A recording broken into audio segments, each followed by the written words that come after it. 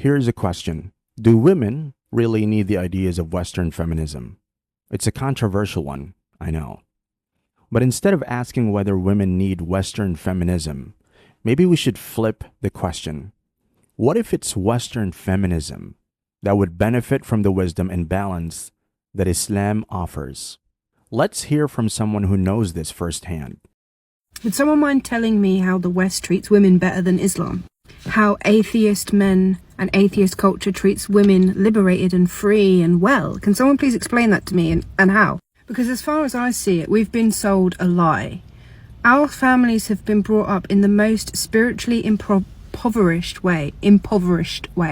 And what I mean by that is we never had any guidance. We didn't have any direction. We didn't have a God. How is that gonna play out? This might seem like a publicity stunt, but listen to her.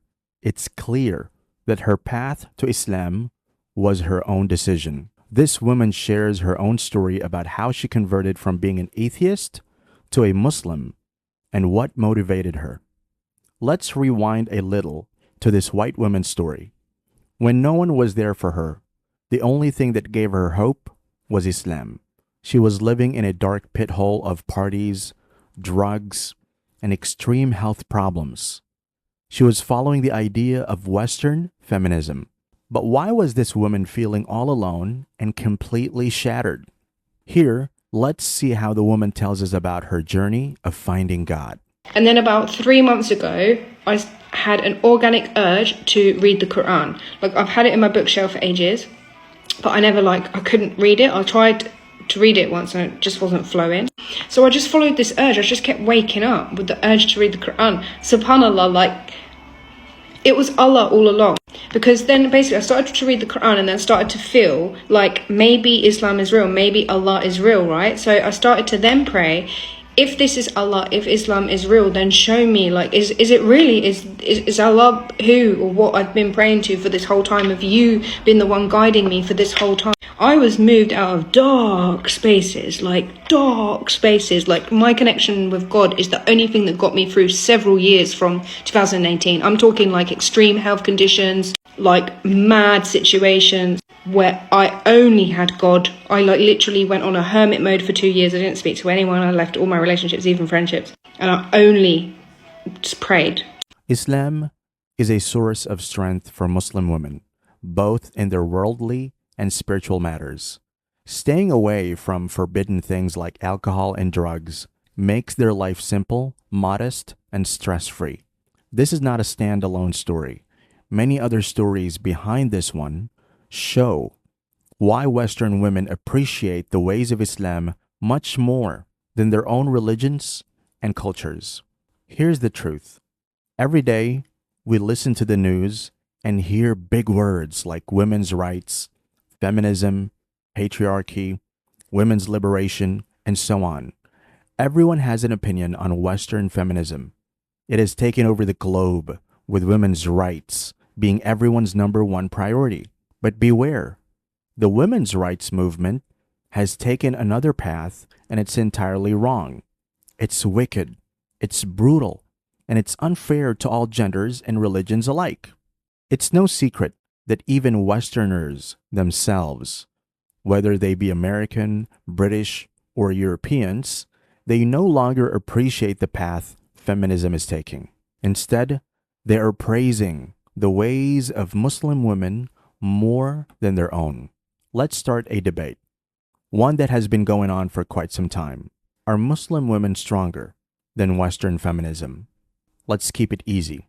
The general stereotype is that Westerners think that Muslim women are supposedly forced to cover up. Islam encourages Muslim women to start covering their bodies from an early age, but the West has made it seem as if Islam oppresses women and does not let them breathe freely. What's happening here is that women draw strength from their faith and learn to be modest and humble.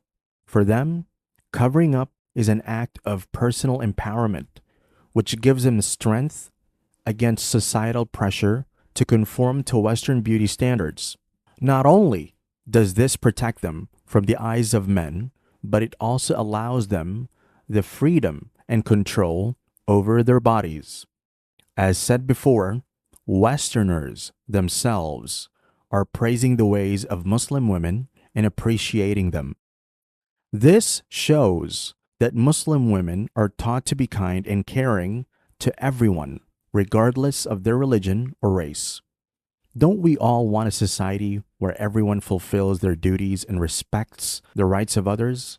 This is exactly what Islam is. Do you know what's even more alarming? Supporters of Western feminism are in tears over matters of marriage, relationships, and personal autonomy.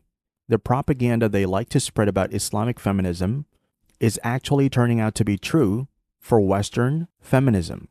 Look at the state of our men and look at the state of our women, basically. Not only have we not known our role as a woman or a man in the family unit or whatever unit, but the roles are mixed up and confused. For example, it's seen as liberation to have a woman working the same as a man, yet we go through the pregnancy, the birth, and the rearing of the children too while maintaining the house. How is that liberation? And how is that freedom for women? Look at the family units of the West today. There is no system of maintaining families or respecting spouses unless someone is scared of the law.